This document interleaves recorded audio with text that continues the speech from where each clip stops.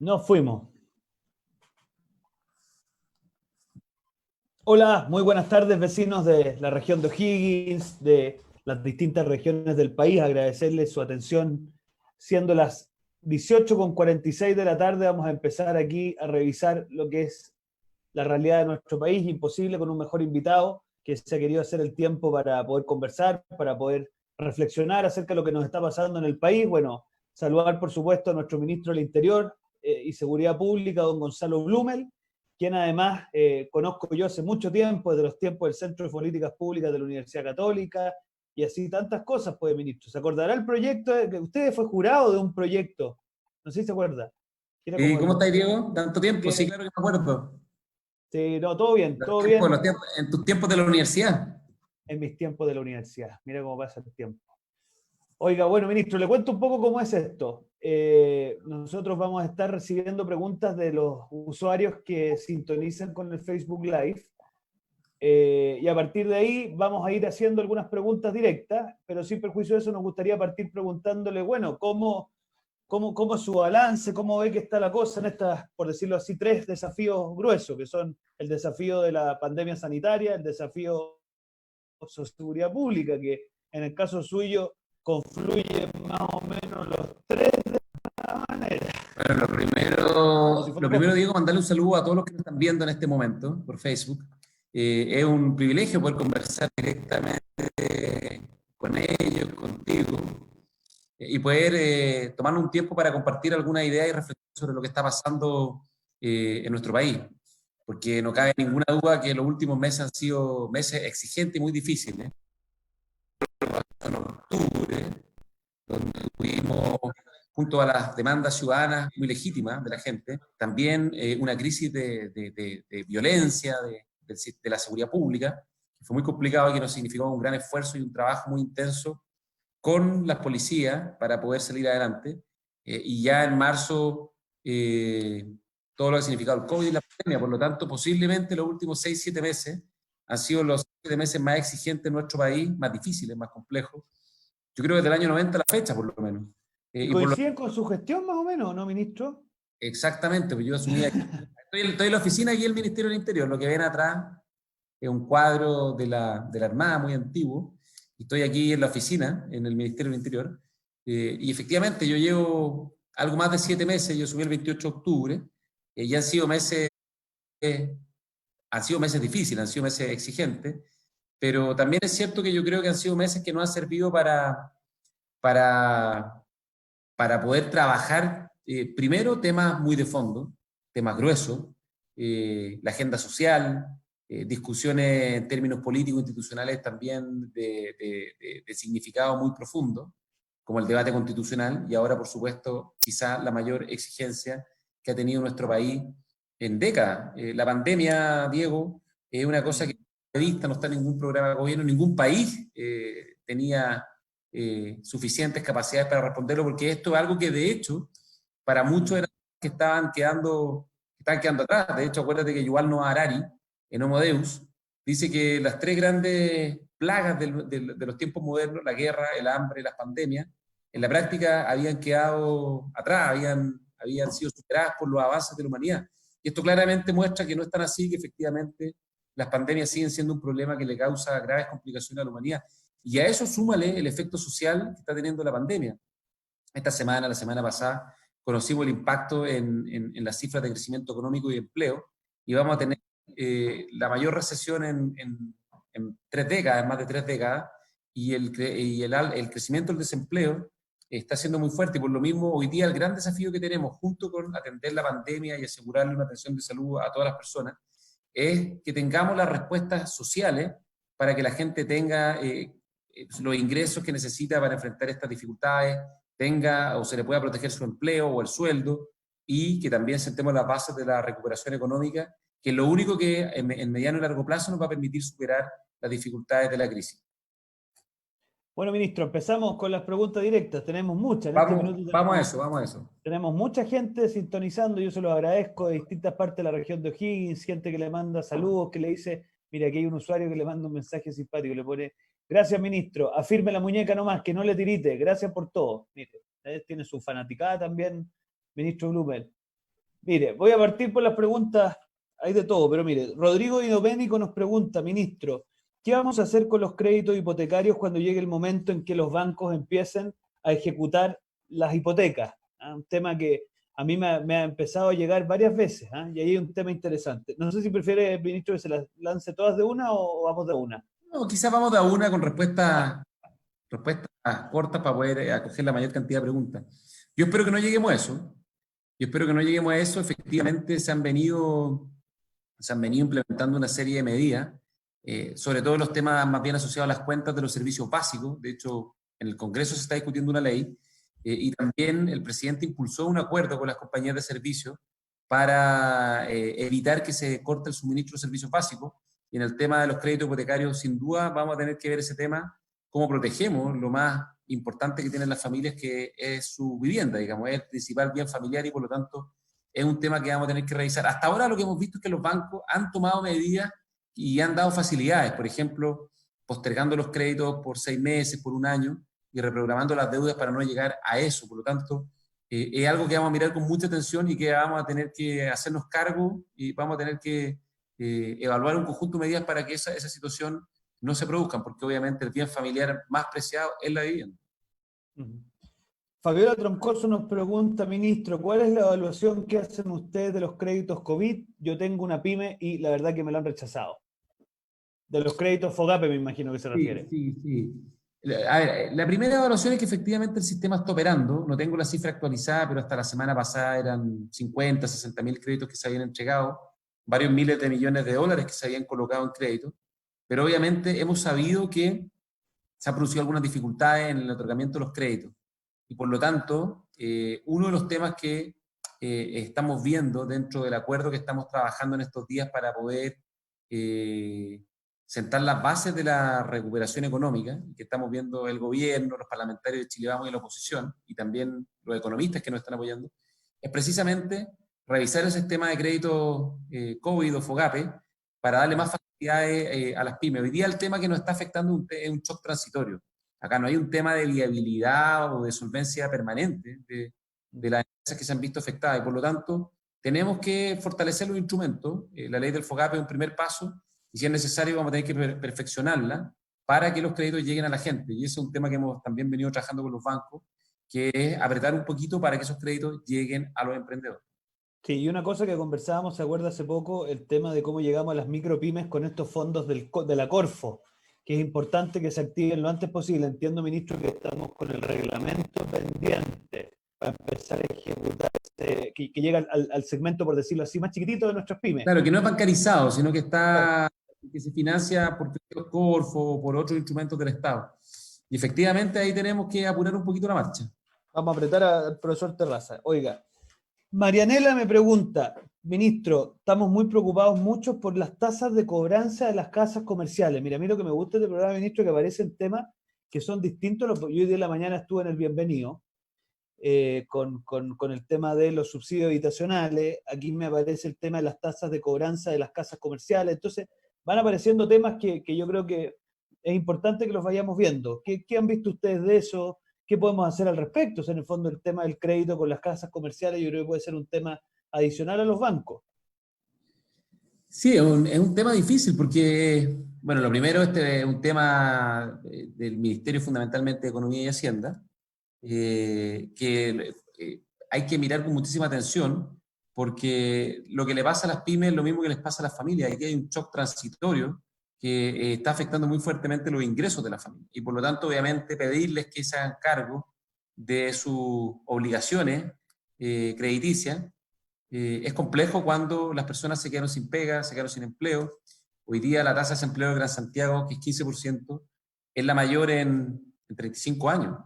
Y por lo tanto ahí estamos frente a una dificultad, y por lo tanto esto no es distinto de lo que estamos hablando recién de los créditos hipotecarios, no es distinto de lo que estamos hablando respecto a los créditos COVID, de los créditos del FOGAPE, y requiere una respuesta. Y aquí lo primero es que las mismas empresas también tienen que tener flexibilidad, porque si no, finalmente el daño también va a ser para ellas de que puedan reprogramar, de que puedan refinanciar, de que puedan dar facilidades. Y por eso también, dentro de las medidas que se están tomando y que tomó el Banco Central, es dar acceso a liquidez y financiamiento al sistema bancario, para que precisamente el crédito fluya y no se tranque. Y eso es obviamente una primera medida, y en la medida que veamos o tengamos registro de que efectivamente el problema se está acentuando, obviamente vamos a tener que fortalecer ese tipo de medidas que ya se han venido tomando. Mire, doña Edith Villa me pregunta, ministro, ¿no será posible decretar cuarentena en Rancagua? Yo le confieso, ministro, que está medio interesado, porque también lo he pedido yo.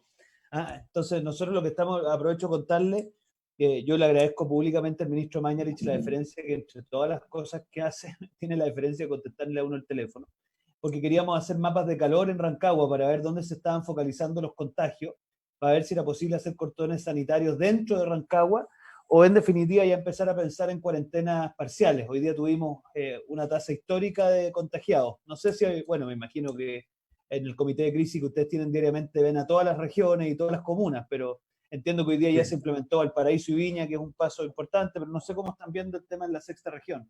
Sí, lo primero es que la cuarentena es como la medida de última instancia, porque la cuarentena es la medida más efectiva para evitar los contagios. Ahora, en esto también, digamos las cosas como son, para que funcionen necesitamos que la gente sea responsable y cumpla la medida y se quede en la casa. Si la gente no cumple, a nosotros nos reclaman mucho porque falta fiscalización, pero la fiscalización es que uno sea responsable y cumpla lo que dispone la autoridad sanitaria. Si hay cuarentena, uno se tiene que quedar en la casa. Pero la cuarentena es la medida de última instancia, y junto con ser la medida más efectiva, también es una medida que causa mucho impacto en la vida de las personas. Es la medida que más restringe la calidad de vida, que más restringe los derechos y las garantías fundamentales que tienen las personas, y que afecta también la economía local, la economía doméstica, los empleos, los ingresos. Mucha gente no puede quedarse en la casa porque tiene que ganarse el sustento diario. Y por eso la cuarentena tenemos que pensarla muy bien. Primero, que sea efectiva, que simplemente cuando sea necesaria, y que en segundo lugar le demos a las personas el sustento y el apoyo a través del ingreso familiar de emergencia, a través de las cajas de alimentos, a través del bono COVID o cualquier otro instrumento, para que tengan la seguridad y los ingresos necesarios para enfrentar la cuarentena. Dicho eso, hoy día también como gobierno estamos pasando a una etapa donde, junto con las cuarentenas, estamos complementando las medidas sanitarias con las residencias sanitarias, porque realmente la cuarentena permanente es una alternativa que no es factible, porque en algún minuto tenemos que hacer que el sistema vuelva a funcionar. Lo primero es cuidar la salud, pero no podemos estar en cuarentena permanentemente. Ningún país ha estado en cuarentena permanentemente, y por eso los países están optando también por estas estrategias más mixtas, donde lo que hacen es que tienen un sistema muy eficiente de detección, de trazado y de aislamiento de las personas contagiadas, y por eso implementamos esta red de residencias sanitarias, para que las personas que no puedan estar confinadas en sus casas puedan ir a residencias sanitarias. Y por lo tanto, aquí hay que ser súper responsable. La cuarentena es una medida que funciona, pero es una medida que se aplica cuando no hay más opciones. Y en segundo lugar, ojalá podamos evitar llegar a la cuarentena, porque quiere decir que logramos bajar la tasa de contagio y que encontramos otras alternativas más eficaces que la misma cuarentena, que junto con ser eficaz para el control sanitario, también tiene un conjunto de otros efectos que no son positivos o que son más bien negativos, y que causan, digamos, un impacto en la calidad de vida de las personas. Ministro, mire, voy a acumular preguntas porque si no, muchachos, es imposible. La verdad que, ministro, estamos con mucha sintonía, gracias a Dios. Mire, me preguntan, Antonieta María del Valle, José Hernández, Lidia Bonilla y varios más, ¿qué pasa con los independientes? Hoy día pasamos con el proyecto de ley efectivamente a la Comisión de Hacienda de la Cámara, pero ¿cómo ven ustedes que vamos a tener esta situación? Porque obviamente nosotros hemos tratado de explicarlo muchas veces, de hecho habilité una pizarra que no sé si se alcanza a ver, para explicar el tema de la protección del empleo para los trabajadores dependientes, el ingreso familiar de emergencia para los informales, y también están los independientes con este proyecto que se está tramitando. ¿Cómo lo ven ustedes? ¿Por qué se ha demorado tanto? La gente reclama, nos reclaman a nosotros, yo le echo la culpa a los senadores, que es un ejercicio permanente echarse la culpa a una cámara a otra. ¿Cómo lo ven ustedes desde el gobierno?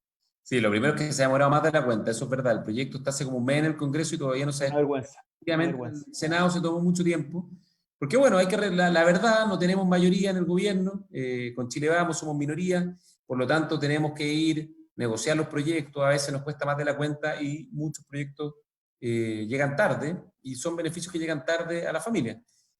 Para que la gente entienda bien, nosotros construimos una red de protección social para las familias para el COVID, y esta red de protección social llega aproximadamente o puede llegar potencialmente a 10 millones de personas. Como tú decías, Diego, está el ingreso familiar de emergencia, que es un Sí. ingreso de 3 meses para todos los trabajadores informales. Está la ley de protección del empleo, para todos quienes tienen un trabajo formal con contrato y puedan optar a los ingresos o a los beneficios del seguro de cesantía si es que pierden su trabajo o bien si es que se suspende la relación laboral. Y en tercer lugar nos quedan los trabajadores honorarios que boletean, son independientes pero boletean. Y para ellos tenemos una ley especial que también les va a permitir acceder a beneficios e ingresos si es que les caen los ingresos de sus trabajos, y que es cosa que es muy probable por la pandemia.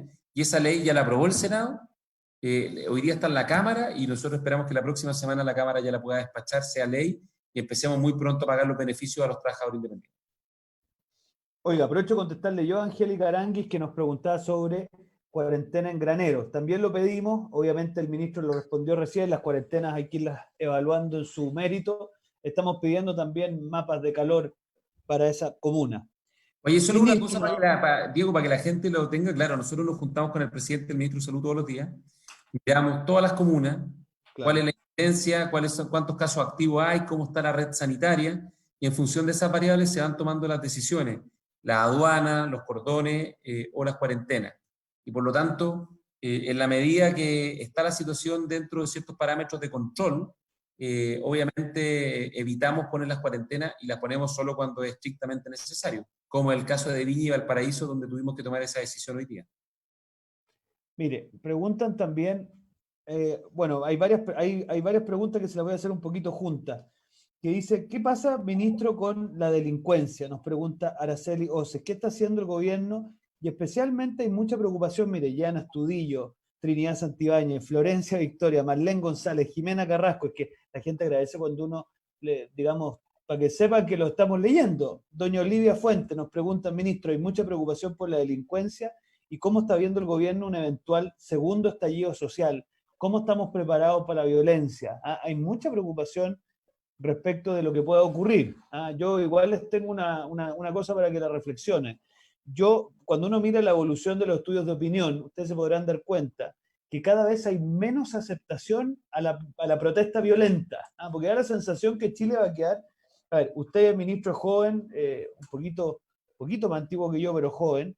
Yo creo que esto es lo más cercano que le va a tocar vivir a nuestro país a una posguerra. Y yo tengo la sensación de que la ciudadanía va a decir, no estamos para, además de todo esto, agregarle dosis de violencia. Yo quiero creer que la ciudadanía chilena, después de lo que nos va a tocar vivir, que va a ser duro, independiente de lo que pueda pasar, estemos además para estar tolerando acciones violentas. No sé cómo lo ve el gobierno, no sé cómo nos hemos preparado. No, a mí me han preguntado mucho eso, Diego, si va a haber o no va a haber un rebrote de la violencia. Y yo quiero ser súper responsable. Nosotros nos hemos preparado muchísimo para mejorar las capacidades policiales y mejorar las capacidades del sistema de seguridad pública, del sistema de inteligencia, para que efectivamente la violencia no rebrote y quienes quieran cometer actos de violencia o quienes sean violentistas finalmente, bueno, para eso va a estar la policía, va a estar la fiscalía y tengan que asumir las consecuencias de su acto. Por lo tanto, nos hemos preparado mucho, tenemos más capacidades, tenemos más tecnologías, tenemos nuevas leyes como la ley antisaqueo, la ley antibarricada, que establece mayores sanciones para quienes cometen violencia en los espacios públicos. Yo quiero además decir algo que hay que tener claridad en este punto. La violencia es absolutamente incompatible con la democracia. Si la democracia, por definición, rechaza la violencia, es dejar el uso de la fuerza legítima en las policías, y las personas renunciamos a los métodos violentos y nos sometemos a las reglas del juego democrático. Por lo tanto, yo te diría que este rebrote de la violencia, más que depender de las capacidades policiales, que por supuesto es un trabajo, capacitación, nos preparamos para eso, también va a depender en gran medida de que quienes estamos en la política nos hagamos cargo de las legítimas demandas, digamos, los temas de elecciones, los temas de salud, los temas de ingresos. Y eso lo hemos venido haciendo. Hay varias leyes que se han venido impulsando o aprobando para mejorar las pensiones y los ingresos de la familia. Pero yo diría más que todo eso, y en esto la reflexión de lo que ha pasado en Estados Unidos es importante, creo que va a depender en gran medida de cómo actúen los liderazgos políticos y sociales en este país. Porque la gran diferencia con lo que vimos en Estados Unidos. En Estados Unidos, más allá de un reclamo justo y legítimo contra el reclamo, que es absolutamente inaceptable, lo que vimos es que todos los liderazgos políticos y sociales rechazaron tajantemente la violencia. Y eso en Chile no pasó. Y eso en Chile no pasó. Y en una primera etapa, en una primera instancia, ¿qué fue lo que ocurrió? Que hubo sectores que de una u otra manera validaron los métodos violentos. Y al validar los métodos violentos, bueno, entonces la señal que se le da a la ciudadanía es que la violencia tiene espacio y tiene legitimidad en nuestra sociedad. Y eso es completamente inaceptable. Y yo espero que lo que pasó en octubre no se vuelva a repetir. No solo en el sentido de que no se repita la violencia, que no se repita que haya liderazgo políticos y sociales que de alguna manera implícita o explícitamente toleren y amparen la violencia y la protesta violenta. La protesta pacífica, la manifestación pacífica es legítima, es válida y tenemos que respetarla, está amparada en la Constitución y por lo tanto es un deber del Estado protegerla y ampararla. Lo que no está permitido es la protesta violenta y lo que no puede volver a pasar es que haya sectores que amparen o justifiquen de alguna manera la violencia como método de expresión en democracia. Eso, creo yo, es la gran lección del 18 de octubre y eso es lo que no puede volver a pasar. Y yo espero que eso no vuelva a pasar. Nosotros hemos hecho la pega en materia de seguridad pública, estamos haciendo una reforma en Carabineros, hemos invertido en capacidad, en tecnología, hemos fortalecido el sistema de inteligencia, pero creo que finalmente depende de la madurez de los liderazgos políticos y sociales el rechazar la violencia, en ser tajantes con la violencia y en darle una señal clara a la ciudadanía. Permítame un comentario breve, ministro, a propósito de eso. Mire, por aquí un grupo de parlamentarios, esto me hago responsable yo 100%, ¿eh? Pedimos al Tribunal Constitucional que aplicara, digamos, la remoción del diputado Hugo Gutiérrez. Yo sé que una cosa así en democracia es fuerte. Y yo quiero agradecerle a la defensora de la niñez que ella haya argumentado en el sentido correcto la historia, que es que ni un diputado puede usar a los niños como una herramienta para provocar violencia. Entonces, yo espero que el Tribunal Constitucional colabore. Yo espero, ministro, que la Fiscalía colabore, porque uno se sorprende. Hasta aquí todavía no sabemos quiénes fueron los que quemaron el metro. Quizás usted lo sabe, pero da la impresión de que la Fiscalía no está haciendo todo lo que podría hacer. Yo creo que otra de las cosas que nos distó un poquito Carabineros con la policía norteamericana es que acá en Chile pasa una cosa bien increíble. Si Carabineros no actúa, los critican por ineficaces. Y si actúan, los critican por violentos. Entonces, al final, Carabineros queda una cosa de inviabilidad. Entonces, yo espero que entendamos que la inmensa mayoría de los carabineros básicamente ejerce su función y respeta los protocolos. Y por último, ministro, yo creo que el Poder Judicial tiene algo que decir también. Mira, aquí hay varios que comentan, es bastante frustrante, y sé que para usted también, pero yo lo puedo decir con más libertad que usted, el que se haga un tremendo esfuerzo por parte del Ministerio del Interior, querellas, carabineros, en fin, para que después los jueces los dejen en libertad. Mire, francamente, para uno es una cuestión muy frustrante. Bueno, Sí, ministro. es verdad eso, Diego, es verdad, pero yo como ministro del Interior lo que me corresponde es asumir mi responsabilidad como encargado de la seguridad pública, por lo tanto, esa pega se las voy a dejar a ustedes que hagan los juicios que correspondan. Sí, por eso. Mi pega es ser responsable en el funcionamiento de las policías, la PDI y Carabineros, y en eso hemos hecho la pega, digamos, y hemos, como te decía, invertido en tecnología, en mejor equipamiento, porque también es cierto, digamos, las cosas como son, el tema del orden público no era un tema central de la seguridad en Chile hasta octubre. Habían marchas, habían problemas de orden público, pero eran temas más bien esporádicos. Desde la fecha se transformó en un tema central. Y hemos hecho un tremendo esfuerzo con Carabineros y con la PDI por actualizar los protocolos, por actualizar los procedimientos, por tener estrategias distintas, aproximaciones por fase, tener instancias de diálogo previa y tener mecanismos más modernos para enfrentar el orden público, que es un desafío no solo en Chile, sino en todo el mundo, y es lo que hemos visto en los últimos días a nivel global, no solo en Estados Unidos, sino en distintas partes. Entonces, esa es una parte de la pega que depende de nosotros y nosotros la hemos venido haciendo y la vamos a seguir haciendo. Estamos en medio de una reforma de Carabineros para modernizar Carabineros y dotarlo de mayor capacidad, eficacia y legitimidad, que es fundamental porque la seguridad y el resguardo de los derechos de las personas es un deber fundamental de una democracia. Sin eso no hay democracia. Entonces, partamos desde ese punto. Y lo segundo, cuando hay situaciones o complejidad en el funcionamiento de las instituciones de la justicia, por decirlo de alguna manera, de los tribunales o de la fiscalía, lo que nos corresponde como gobierno, como órgano colegislador, es presentar leyes que cambien eso y que nos permitan tener mejores herramientas y mejores facultades. Y por eso presentamos la ley antibarricada y la ley antidesórdenes públicos. Y esa ley se aprobó en enero. Y eso no lo teníamos en octubre y nos ha permitido controlar mucho mejor los desórdenes públicos y la violencia en las calles.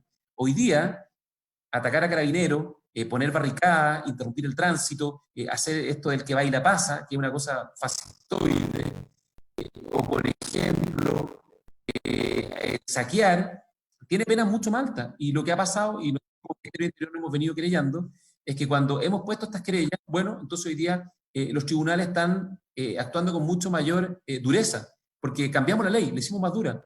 Te quiero poner un ejemplo. En marzo, cuando llegó la primera línea, o la autodenominada primera línea, el tribunal en la primera instancia los dejó con firma mensual o bimensual.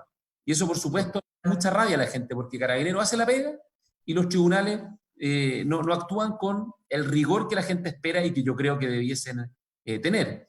Pero nosotros apelamos en la Corte y finalmente eso se revirtió y quedaron en prisión preventiva, porque los delitos que estaban cometiendo eran muy graves. Y eso da cuenta de que está bien quejarse, yo entiendo que hay que quejarse, hay que reclamar para que las cosas cambien en materia de seguridad. Obviamente la situación después de octubre era muy mala y la tenemos que mejorar, la hemos venido mejorando y cambiando, y todavía nos queda mucho por avanzar, pero lo que te quiero decir es que también hay que hacer la pega, y la pega la hicimos fortaleciendo y modernizando las capacidades policiales por una parte, corrigiendo lo que había que corregir y mejorando lo que había que mejorar, y cambiando leyes que nos han permitido también tener una acción más eficaz de la justicia, como este caso que te comenté. Hoy día cometer delito en las calles es mucho más grave que antes. Quien cometa delito en las calles, desórdenes públicos, interrumpa el tránsito, tire bombas molotov o realice saqueo, va a tener que asumir consecuencias mucho mayores frente a la justicia.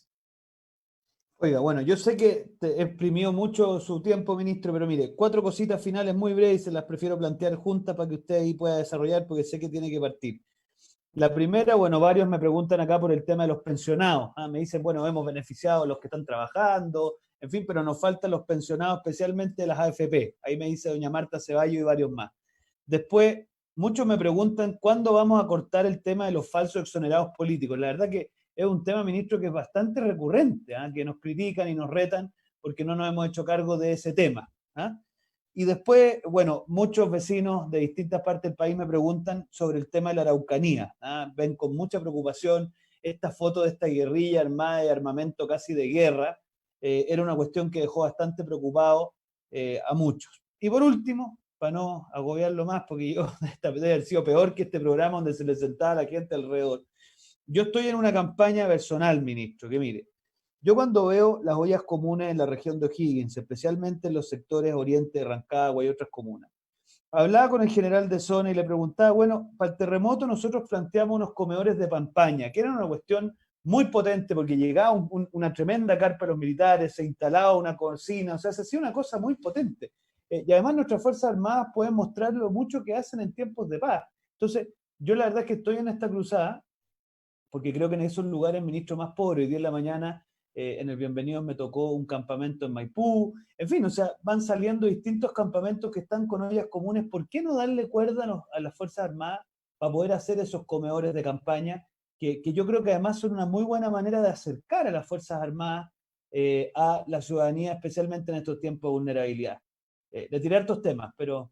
A ver, respecto al último tema, hoy día los carabineros, la PDI, y también las Fuerzas Armadas, pero sobre todo Carabineros de la PDI, están como multiplicando sus esfuerzos, porque su pega permanente de combate al delito, agregaron los temas de orden público, que es un tema ya recurrente, y también la seguridad sanitaria. Entonces hoy día hay como un triple objetivo en materia de seguridad. Y de hecho ellos están aportando muchísimo los 3 frentes, y en materia sanitaria Carabineros está haciendo esa pega. Por ejemplo, Carabineros solo la semana pasada entregó o benefició a 55.000 personas mediante la entrega de kit sanitario o de kit alimentario. Pero también es cierto que nosotros ahora lo que queremos es que la gente ojalá no salga a la casa si es que no tiene que salir. Y por eso estamos con el programa de entrega de cajas o canastas de alimentos, este programa Alimentos para Chile. Son 2,5 millones de cajas que las vamos a llevar a las casas, porque lo ideal es que la gente no salga si es que no tiene que salir.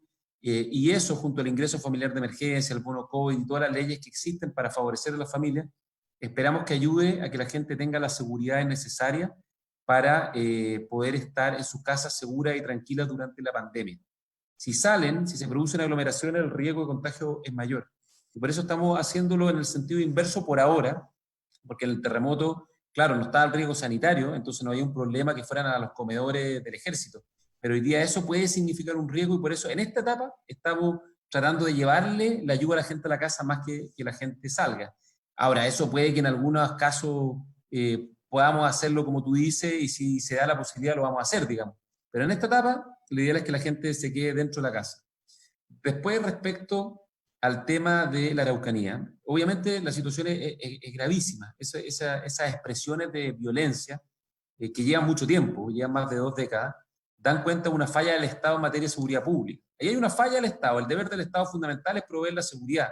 Tú que sabes mucho de filosofía del derecho y de la teoría del Estado moderno, el Estado surgió en el siglo XVII para proteger y resguardar los derechos de las personas. Es nuestro deber fundamental, es mi deber fundamental como gobierno, como ministro del Interior y Seguridad Pública.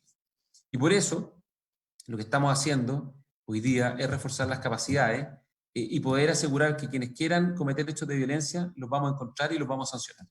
Que no es gratis y que no va a haber impunidad.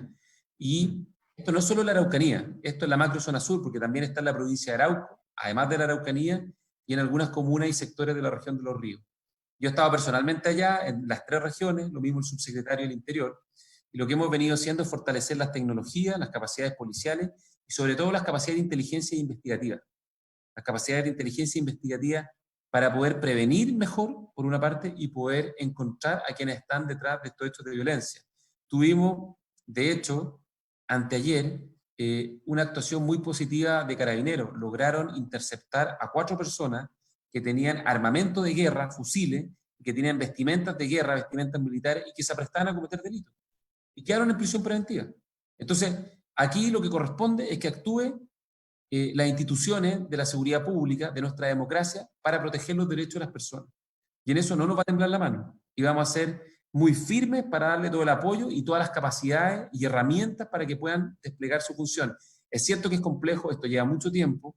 Dejo a un lado todo el tema indígena, las legítimas demandas de los pueblos indígenas, que hay que atenderlas, que hay que hacerse cargo, pero esto no tiene nada que ver con eso. Esto tiene que ver con violencia, tiene que ver con delincuencia, tiene que ver con actos de connotación terrorista, que tenemos que usar las herramientas del Estado de Derecho y la seguridad, de las instituciones de la seguridad, para poder enfrentarla sin ningún temor, sin ningún complejo. Después me preguntabas por el tema de los exonerados. Bueno, ahí hay leyes que hay que cumplir, y lo que nosotros tenemos que hacer es asegurar que se cumplan, y que nadie abuse de la ley, y por lo tanto si alguien abuse hay que denunciarlo, y hay que asegurarse de que asuma esa responsabilidad por haber burlado la ley. Hay investigaciones en la Fiscalía y esperamos que esas investigaciones lleguen a puerto y que si alguien abusó tenga sanciones muy altas. Y la primera pregunta era... De los pensionados de las AFP y también los que no se acogieron al seguro de cesantía el año 2002, que son como 2 segmentos de gente que están bien angustiados. En los pensionados tenemos una reforma, o 2 reformas, que una ya se aprobó, que es una ley súper importante, y ahí tú, Diego, estuviste muy presente y contribuiste mucho a que esa ley se pudiera materializar, que es la ley que aumentó las pensiones a quienes están en el sistema de pensiones solidarias, quienes tienen pensiones básicas o tienen aporte previsional solidario. Y ese fue un paso importante porque permitió aprobar un aumento de las pensiones de hasta un 50%, o sea, es un 50%, a los mayores de 80 o 75, si no me equivoco, ya le aumentó en un 50%, y al resto le va a aumentar este año y el próximo año. Y con eso le vamos a haber dado respuesta o una mejor pensión a 1,5 millones de adultos mayores. Pero nos queda una parte importante que está pendiente, que son los pensionados de la AFP. Ya la aprobó la Cámara, ustedes los diputados ya hicieron la pega, ¿y qué es lo que nos queda? El Senado. Y esperamos que esa ley salga cuanto antes y permita subir las pensiones del millón, de los más de 1 millón de adultos mayores que están en el sistema de pensiones de la AFP y que necesitan urgentemente y cuanto antes mejorar sus pensiones. Así que ahí estamos haciendo la pega para apurarlo en el Senado.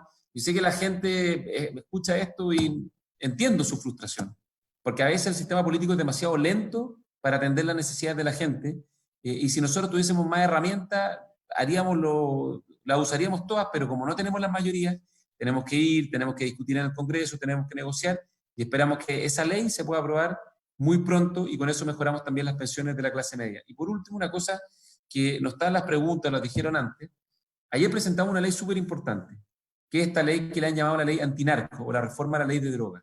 Es una ley súper importante porque hoy día el principal problema de seguridad pública es el narcotráfico en las poblaciones. El narcotráfico en las poblaciones, que es quienes cometen delitos más violentos, quienes tienen mayor poder de fuego con las armas de fuego, participan también en delitos violentos como los portonazos o las encerronas. Por lo tanto, atacar el fenómeno del narcotráfico, contenerlo y reducirlo es una obligación y un deber fundamental de las políticas de seguridad. Y ese es mi principal compromiso como ministro de Seguridad Pública y el principal compromiso del gobierno del presidente Piñera. Y por eso ayer presentamos esta ley antinarco. ¿Y qué es lo que es esta ley? Y con esto termino, que yo creo que es una cuestión que es importante que se sepa. Esta ley lo que hace es que establece la posibilidad de decomisar los bienes de los narcotraficantes, las casas, los departamentos, los vehículos de alta gama que usan, decomisarlos de inmediato apenas se inicia la investigación, y con eso les cortamos el financiamiento.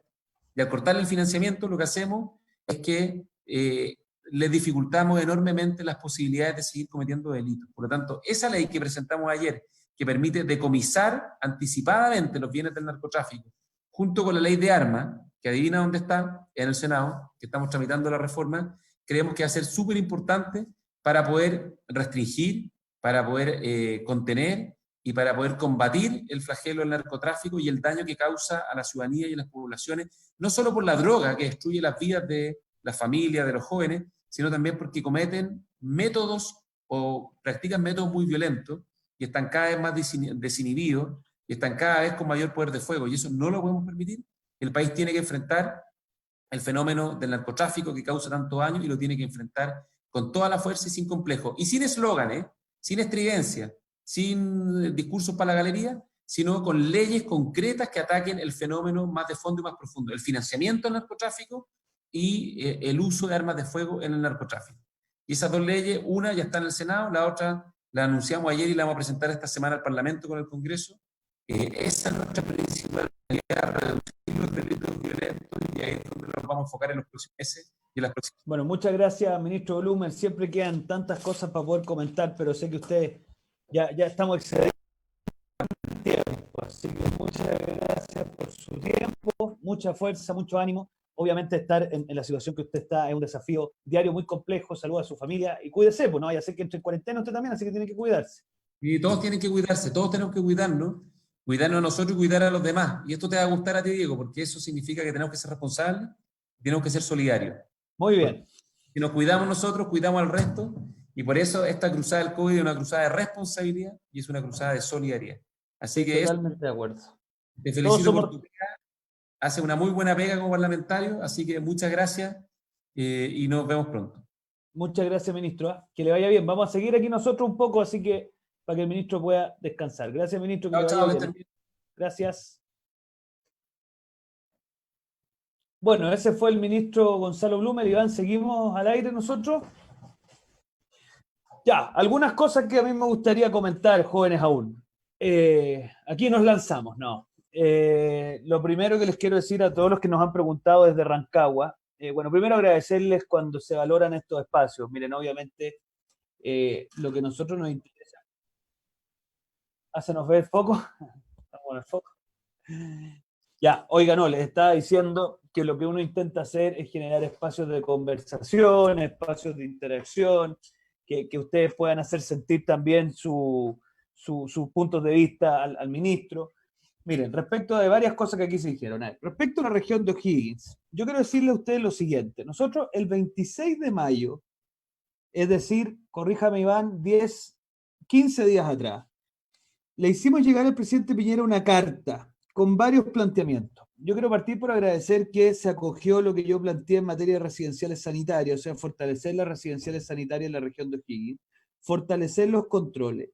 Generamos una reunión con el general Jaque y con el general Chaván de Carabineros, además de Lautaro de la PDI, con distintos dirigentes sociales de la región para fortalecer el trabajo de las policías y de las Fuerzas Armadas.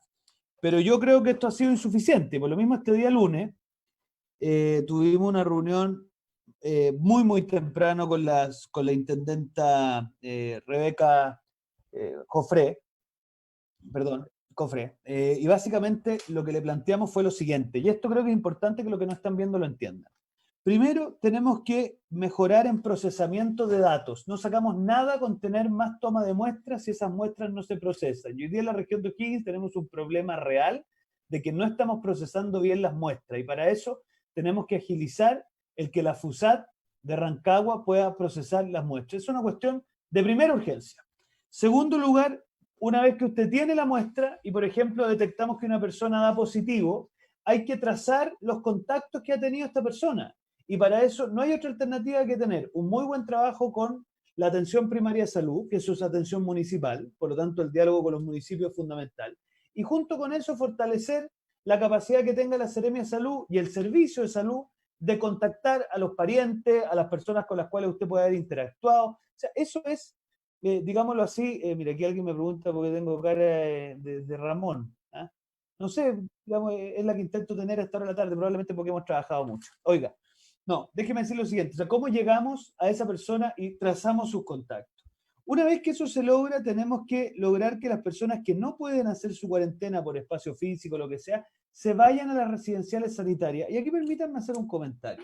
Alguna gente de oposición ha salido a criticar al alcalde Lavín por haberse acogido a un espacio en una residencial sanitaria. Mire, lo primero que le quiero decir es que eso es desconocer el motivo que tuvo el alcalde Lavín para acogerse a esta situación. Él tiene dos parientes que tienen enfermedades crónicas muy complicadas y por lo tanto, como todos los chilenos, si en definitiva, ya sea porque tienen parientes enfermos, ya sea porque no tienen espacio, en fin, o sea, yo no voy a ponerme a juzgar quién necesita y quién no necesita una residencial sanitaria, pero en el caso del alcalde Lavín, hay dos parientes que yo no voy a entrar en detalles porque no me corresponde, pero que de verdad hacían muy peligroso que él estuviera en su casa. Entonces, déjenme decirles algo con todo corazón. ¿Qué se creen? ¿Qué se cree el diputado Boric de venir a darnos cátedra cuando la familia Boric no es precisamente una familia, digámoslo así, que vive al peso en su región de origen? Entonces, ¿sabe qué más? Yo estoy cabreado de este permanente superioridad moral de permitir decirle a otros lo que tienen que hacer y lo que no tienen que hacer. Y lo segundo, yo quiero ser súper franco. El alcalde Lavín ha permitido visibilizar las residenciales sanitarias y con eso mucha gente que las veía con bastante recelo, yo lo noto en mis redes sociales, inmediatamente las están viendo como una alternativa. Entonces yo valoro que el alcalde Lavín, pudiendo, oye, pasar desapercibido, no ejerciendo liderazgo, ¿ah? Porque es lo que probablemente le recomiendan sus asesores le deben decir, mire, usted pase sin pena ni gloria este periodo, pero él en cambio intenta echarle para adelante. En el tema de la Pumán, que efectivamente quizás se apresuró, pero yo prefiero a alguien que mira, hay un viejo dicho, Iván, cuando yo jugaba hockey. Mejores los jugadores que dan un mal pase de repente, pero que se atreven a tomar la pelota, que les vienen. Quiero salir a defender públicamente, porque me parece que aquí hay algunos que se permitan un nivel de desfachatez tremenda. Mira, vio a Jaime Naranjo ahí. Oiga, Jaime Naranjo, perdón. Yo le recuerdo que usted tenía contratada a su señora y usted dijo, ¿mi señora en qué sentido? Entonces cortémosla, pues esta cuestión parece el diablo vendiendo cruz. Ya, perdóname, volvamos a la... Finalmente lo que tenemos que lograr es que la gente, además de estar en las residencias sanitarias, si esto no nos resulta, es partir por cuestiones comunales. Y quizás Rancagua, Granero, Machalí, San Vicente, San Fernando y quizás Doñigüe o un cordón sanitario en la ruta de Doñigüe podría ser una buena alternativa. Ya. Oiga, otro tema muy importante es lo del ingreso familiar de emergencia. Mire, yo veo con mucha preocupación, el que hoy día se están muchas personas no dando por informadas de este beneficio. En segundo lugar, hoy día tenían que empezar los primeros pagos y la gente no está recibiendo sus pagos. Eh, digámoslo así, es complejo porque tenemos que lograr que la gente que no está recibiendo sus pagos pueda apelar. ¿Ah? Y después lo otro importante es que en materia de seguridad, yo creo que ya está bueno ya es que no le pongamos el cascabel al gato, pues, Iván. ¿Qué es lo que sucede? Digamos las cosas como son. Primero, tenemos que dotar a Carabineros de las herramientas necesarias para poder combatir el delito. Y eso es una mezcla entre espacio real de poder, o sea, que Carabineros no ande muertos de susto que los van a procesar, y en segundo lugar, las herramientas.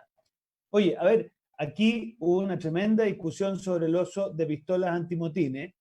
La verdad de las cosas es que quizás hubo algún mal uso de ellas, los balines habían sido licitados, ¿no es cierto?, en el gobierno anterior y tenían ciertos problemas, pero ¿cómo disuade usted a una turba de gente que está empleando la violencia cuando en definitiva no hay cómo detenerlo? Algunos creerán que se les puede detener, no tengo idea.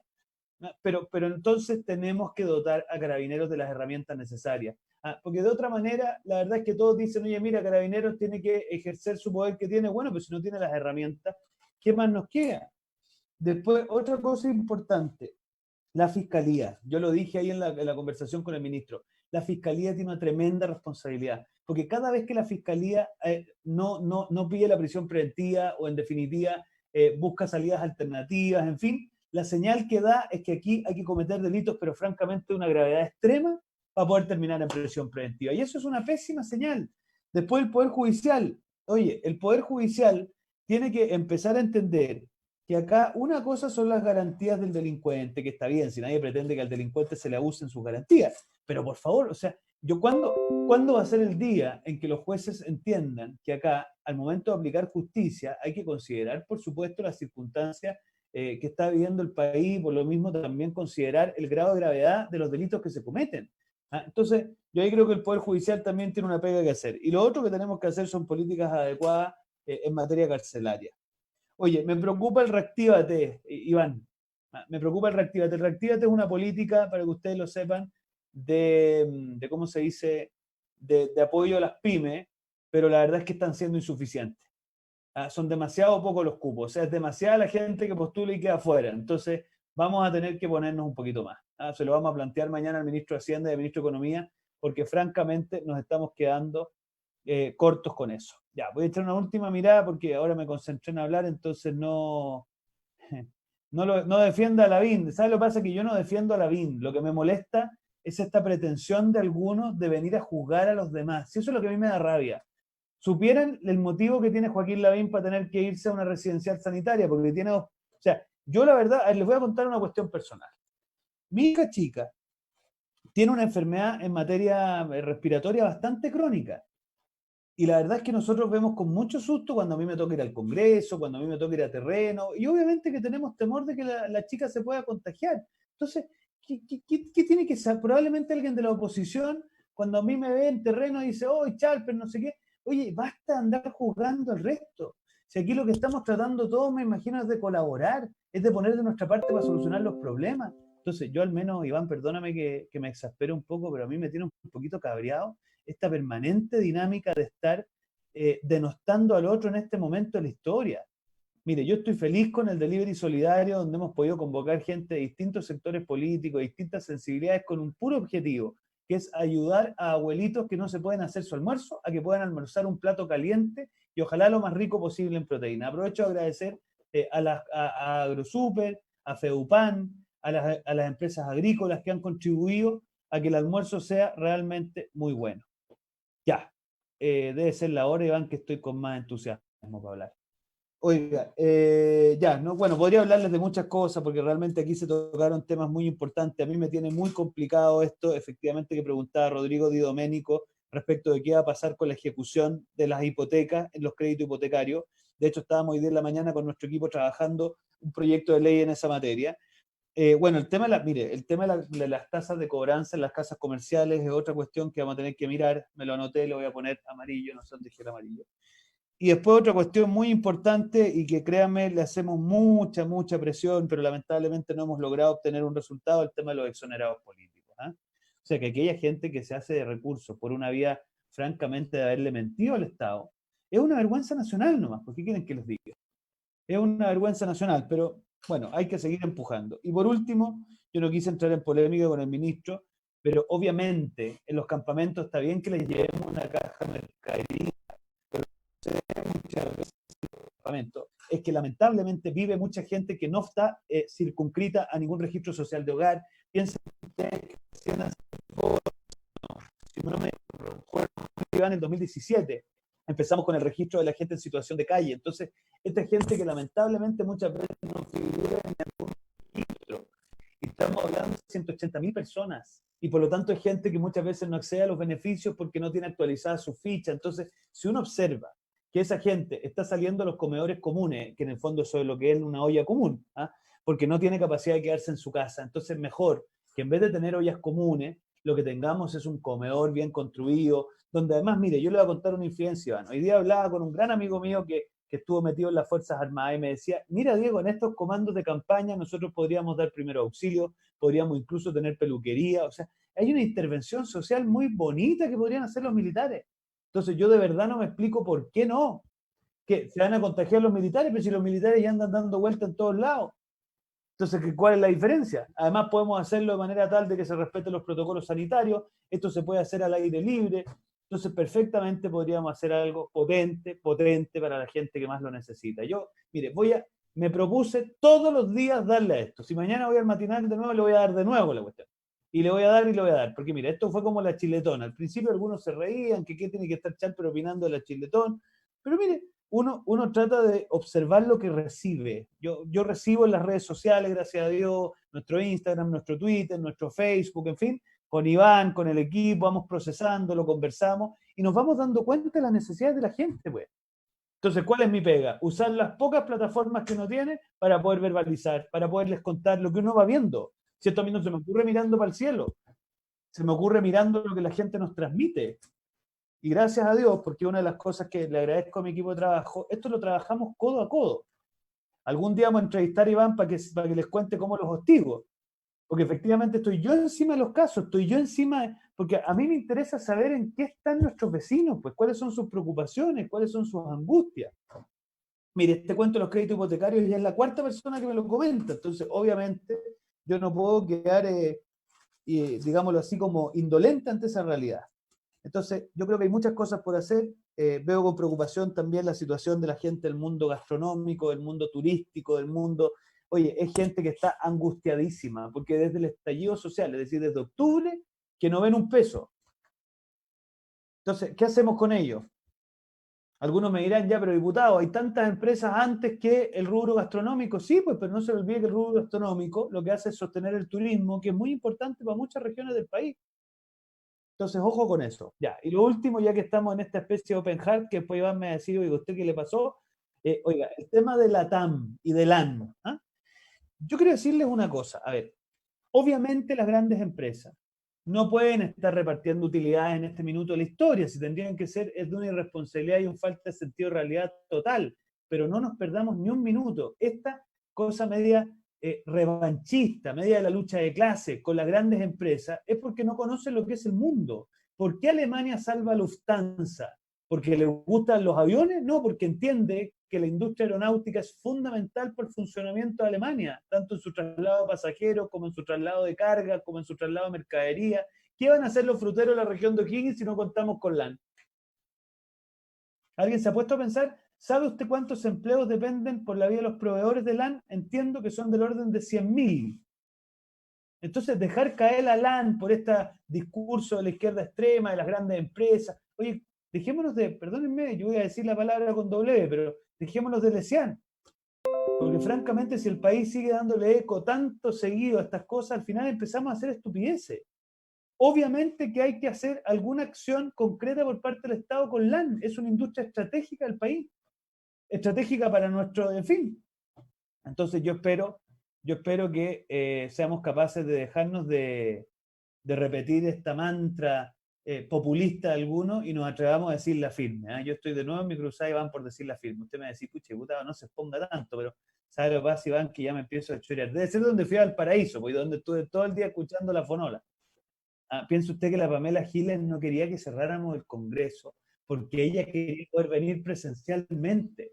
Y, oye, la tropa de funcionarios públicos que no pueden cumplir su cuarentena porque a ella se le ocurre ir al Congreso y decía que tenía derecho a ir. Yo modestamente le tuve que hacer ver que el artículo 52 y 54 de la Constitución no le da derecho a nada. Lo que le da es la posibilidad de ejercer sus atribuciones. Y si ella es medianamente disciplinada, bueno, que las ejerza en su casa, pues. Pero que no haga ahí a los funcionarios, a las señoras del aseo, a los caballeros de la parte comida, tener que ir porque a la reina se le ocurrió que quiere ir a estar presencialmente ahí para decirle al mundo que trabaja. Córtala.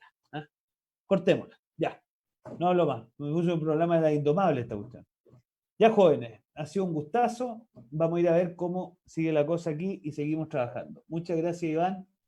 Gracias a los que tienen la paciencia y el entusiasmo de escucharnos, pero a veces hay que decir algunas cosas como uno las piensa y como uno las siente, porque creo que así vamos construyendo país de cara a lo que son. Sí, don Francisco Javier Umaña, mire, faltaron muchas consultas, créanme que estoy muy agradecido de la sintonía que tuvimos hoy día, las vamos a mirar con mucha atención, les insisto en 3 cositas muy cortas, cualquier problema que puedan ustedes visualizar, estamos habilitando nuestra página web, no sé si se alcanza a ver bien, diegochalper.cl, tenemos un equipo de gente a quien aprovecho de agradecer, liderado por Carla Ortiz, una trabajadora social excelente, que es mi jefe de gabinete.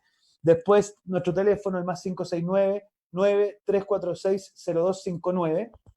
Y si no, bueno, yo les recomiendo que lo hagan por acá, porque algunos nos escriben mails y efectivamente lo que estamos tratando de hacer es centralizar todo a través de este formulario, porque en el formulario, en el fondo, ustedes nos explican bien cuál es su preocupación y qué es digámoslo así, el requerimiento concreto que tienen, y de esa manera facilitamos mucho la gestión. Yo, y dentro del equipo, para que ustedes sepan, nos tenemos repartidas las pegas, yo veo los temas más asociados a ingreso familiar de emergencia y el tema de las pymes, en el caso de la señora Ortiz ve más la gestión en el ámbito, o sea, cada uno tiene su segmentación. Iván se ríe porque sabe lo que es ese Excel Drive, que le produce más de un problema al colon a algunos de mis amigos que trabajan con nosotros. Ya, no hablo más. Que les vaya muy bien. Muchas gracias, que tengan buena tarde y seguimos en contacto. Chao, Iván, muchas gracias, como siempre, impecable. Y saludo a nuestros delegados comunales y a toda la gente que compone este equipo. Profesionales voluntarios, último comentario. Les vamos a hacer la invitación hoy día de la noche. Si usted se quiere inscribir, profesionales voluntarios 2020@gmail. Ya tenemos más de casi 100 voluntarios inscritos. Yo se los agradezco mucho. Hemos tenido que ir armando algunas líneas de trabajo, pero hoy, antes que me acueste, vamos a convocar las reuniones al mundo de las pymes, al mundo de los abogados, al mundo... Mire, tenemos un grupo de nutricionistas, Iván, así un grupo de gente bien, bien valiosa que quiere ayudar voluntariamente de sus talentos. Profesionales voluntarios 2020. Y mañana seguimos con el delivery solidario, que para mí ha sido motivo de mucha alegría y orgullo. Mire, les cuento la última anécdota. Decidimos mandar el teléfono a las residenciales sanitarias en los almuerzos. Y ayer una de las cosas emocionantes que me pasó es que en la noche un caballero me escribe un WhatsApp y me dice: diputado, no se va a imaginar, además de agradecerle mucho el almuerzo que nos trajo su equipo, yo le expliqué que eran voluntarios, este papelito que usted mandó me permitió llamar a la residencial sanitaria y una pariente mío ahora está en la residencial sanitaria muy bien atendida. Entonces, mire las cosas importantes. Entonces, esa es la idea, que ojalá haya cada vez más gente con ganas de colaborar y cada vez menos gente con ganas de andar con mala leche, con mala vibra, no contribuyendo. Esa es la que yo creo que es la clave para que salgamos de esto. ¡Ya! Jóvenes, que les vaya muy bien. Muchas gracias. Gusto verlos. Ladies and gentlemen.